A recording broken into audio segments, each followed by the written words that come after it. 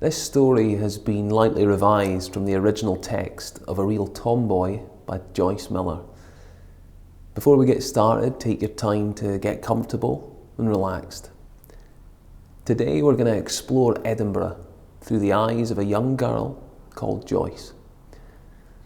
And when you're ready and settled, we'll begin our story. A Real Tomboy. Joyce always wanted to be outside, exploring, on her bicycle or playing in the street. She'd often get up to mischief with two brothers, Tommy and George, who would dare her to do all sorts of things. Outside their home in Sylvan Place, there was a Victorian lamppost. It was painted green with vertical ribs and two bars just near the top below the light fitting. One day, Joyce and the boys were chatting and playing kick the can, when suddenly they said, "I bet you can't climb to the top of that lamppost and sit on it." Joyce had her hand on the lamppost and was twirling around it as they spoke. She never could resist a challenge. And of course, she wanted to prove to them that she could do it. So with their encouragement, she began her ascent. The post was much wider than the pole that they climbed at the gym hall in school, and the smooth metal of the lamppost didn't quite have the texture of a tree trunk, so it was quite difficult. Joyce shinned up, gripping with her hands, knees, thighs and feet, her heart pounding with excitement as she climbed, grabbing the bars and using all her strength to swing herself to perch on top. As she sat astride the post, she first looked down to the boys who were cheering as she waved at them and they clapped. But her smiling face was instantly transformed. To her dismay, she saw her mother staring out. She did not look best pleased. The colour drained from Joyce's face, and she never moved so fast in her life as she slid down the post and very quickly ran into her house. She knew she was in big trouble. Joyce was always getting into bother for doing daft things. It was a pity that her mother had been looking out the window at that particular time, because not only did she have to go inside straight away, but she then wasn't allowed to play with her friends in the street for a very long time. When her mother told Joyce's father about her antics, he gave her a secret wink and left the room.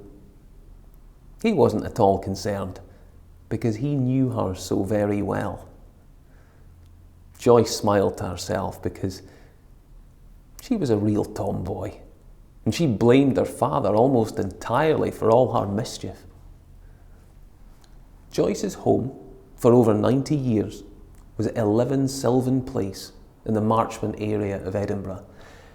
She had fond memories of the area, which is about a mile's walk away from the old city, near to the meadows and Bruntsfield Parks where she played. It was within reasonable walking distance of Morningside, an area almost exclusively packed with 4-storey Victorian and Edwardian era houses. The area has a familiar feel of Edinburgh being lost in an era long gone. Joyce loved making the most of all the area had to offer and enjoyed cycling, playing tennis, swimming at the Warrender swimming baths with their beautiful mosaics. The area is also home to Ian Rankin's famed character, John Rebus, and was also where Muriel Spark grew up, went to school, and based many of her stories upon. Joyce's father passed on his love of literature to her, and she enjoyed reading poetry and books on adventure, as well as murder mysteries. She was always copying the things that her father did. He encouraged her to explore the local area, which included climbing trees, walls, and those lampposts together. Her father, William, loved to look at birds' nests, but he never, ever touched them. He liked to show her which kind of bird each nest belonged to, which most commonly were blackbirds and sparrows. This shared interest led her to develop a long connection with the RSPB. The Girl Guides were also an important part of Joyce's childhood, and she was in the 205th Company, which met at Robertson Memorial Church at the top of Marchmont Road. She really enjoyed achieving the proficiency badges, including the cyclist, book lovers, athlete, gymnast, and friend to animals, most definitely influenced by her father. Other badges that she passed but were a bit more tricky for her were domestic service, hostess, and cooks. She always got there in the end though, although it was quite hard work. Her mother, Isabel, was a homemaker and particularly enjoyed knitting and sewing, which she was very good at. Joyce most certainly didn't follow in her ability to knit amazing garments.